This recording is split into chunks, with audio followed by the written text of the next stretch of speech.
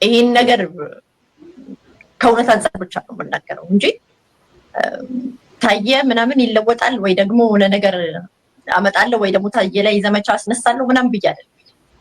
ያቺን 2 ሚሊዮን ብር አስተሳሰራት ህግ ስለሚያውቅ ሚዲያ ላይ ወጥቶ በቀደም ደግም እየሰማሁት ነበር። እሱ ቃለ መጠይቅ ዛሬ 5-6 ዓመት ነው የሰጠውና ምንም አይኑ አይርገበገብም ሲዋሽ ውሸት እኮ እንደሆነ ይታወቃል።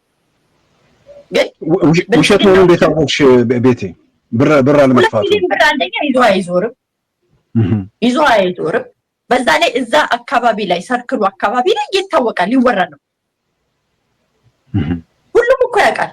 ይሄንን እኮ ገንዘብ እንዳልተዘረፈ እኮ ዛሬ በተጠይቃቸው እኮ ይነብ እንደ መጨረሻ ልጅ ሲሞላቀቅ እና የፈለገውን ሲጽፍና ሲረገም ሲሳደብ የኖረ ሰው እንደምታውቀው ጀዋርን ግራዝማች ግሪሳ ብሎ ስም አውጥቶለት የኦሮሞን ቄሮ ግሪሳ እያለ ሁሉ ጨርጎ ነበር የሚሰደው።